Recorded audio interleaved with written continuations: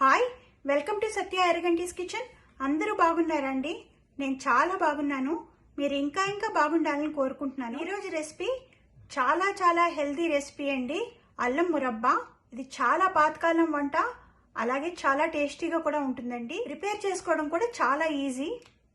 Just మూడే ఇంగ్రీడియంట్స్తో ఎంతో హెల్దీ అయినా ఎంతో టేస్టీ అయినా ఈ రెసిపీని ప్రిపేర్ చేసుకోవచ్చండి. ఈ జలుబుకి, దగ్గుకి, అలాగే ఇమ్యూన్ సిస్టమ్కి చాలా మంచిదండి. ఒక్క ముక్క తింటే చాలు, చాలా బాగుంటుంది.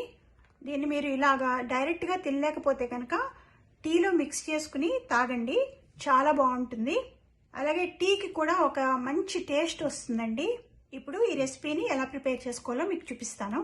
ముందుగా అల్లాన్ని తీసుకుని దీని మీద ఈ తొక్కు తీసేసుకోవాలండి. తీసుకుని ఇలాగా చిన్న ముక్కలుగా కట్ చేసుకోవాలి. ఇలా ముక్కలుగా కట్ చేసుకున్న తర్వాత నేను మెజర్ చేసుకుంటే ఇది 50 గ్రామ్స్ ఉంది. ఇలా ఒక మిక్సీ జార్ తీసుకోవాలండి. దీనిలో ఈ అల్లం ముక్కలు వేసుకోవాలి, కొంచెం వాటర్ వేసుకోవాలండి. ఇప్పుడు ఈ అల్లాన్ని మెత్తగా గ్రైండ్ చేసుకోవాలి. చూసారా ఎంత మెత్తగా ఉందో? ఇప్పుడు ఈ గ్రైండ్ చేసుకునే దాన్ని ఒక సాస్ ప్యాన్లోకి తీసుకోవాలండి. ఒక ప్లేట్ తీసుకుని దానికి కొంచెం నెయ్యి అప్లై చేసుకోవాలండి. దీనిలో ఒక బటర్ పేపర్ వేసుకోవాలి. ఈ బటర్ పేపర్కి కూడా కొద్దిగా నెయ్యి అప్లై చేయాలండి. ఇప్పుడు స్టవ్ ఆన్ చేసుకుని మీడియం ఫ్లేమ్లో పెట్టుకోవాలండి. దీనిలో 100 గ్రామ్స్ షుగర్ వేసుకోవాలి, 100 గ్రామ్స్ బెల్లం వేసుకోవాలండి. ఇప్పుడు వీటిని బాగా మిక్స్ చేసుకుంటూ మీడియం ఫ్లేమ్లోనే గట్టి పాకం వచ్చేంత వరకు కుక్ చేసుకోవాలండి. మధ్యలో కలుపుకుంటూ ఉండండి. ఇది చాలా మంచి ఆయుర్వేదిక్ మెడిసిన్ అండి. మీరు నా ఛానల్ సబ్స్క్రైబ్ చేసుకోకపోతే కనుక సబ్స్క్రైబ్ చేసుకోండి. పక్కనే ఉన్న బెల్ ఐకాన్ క్లిక్ చేస్తే కనుక నేను పెట్టే ప్రతి వీడియో మీకు ఇమీడియట్ నోటిఫికేషన్ వస్తుందండి. అలాగే మీ ఫ్రెండ్స్ అందరికీ షేర్ చేయండి, లైక్ చేయండి.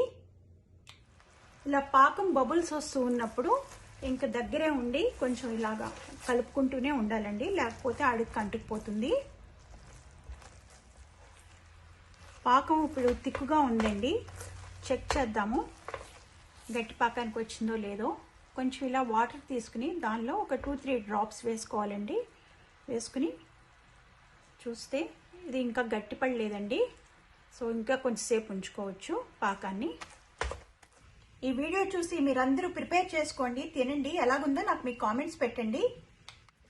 ఒక 2 మినిట్స్ అయిందండి, చెక్ చేస్తున్నాను.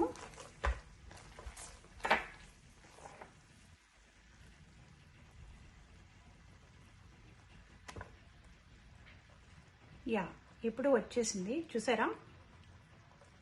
మీకు ఇది ఇలా సాగుతున్నట్టుగా వచ్చిందంటే పాకం వచ్చేసినట్టు లెక్క. అండ్ అలాగే మీరు ఇలా అంటే అసలు చేతికి అంటుకోకుండా ఉండలాగా అవుతుంది. చూసారా? అలాగే ఉండని కనుక ఇలా కింద వేస్తే టిక్మన్ సౌండ్ వస్తుంది, అంటే పాకం వచ్చేసినట్టు లెక్క. ఇప్పుడు స్టవ్ ఆఫ్ చేసుకోవాలండి.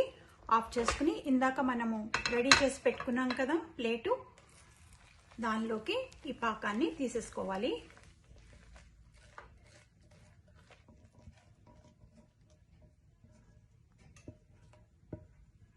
ఇప్పుడు దీన్ని కొద్దిగా ఇలాగా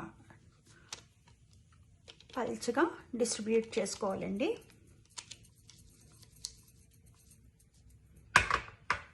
దీన్ని ఇలాగే ఒక 10 మినిట్స్ వదిలేసుకోవాలి. ఇప్పుడు ఒక 10 మినిట్స్ అయిందండి. చూసారా? ఇలా కొద్దిగా గట్టిగా అయ్యింది. ఇప్పుడు వీటిని ముక్కలుగా కట్ చేసుకోవడానికి ఇలాగా మార్క్స్ చేసి పెట్టుకోవాలండి.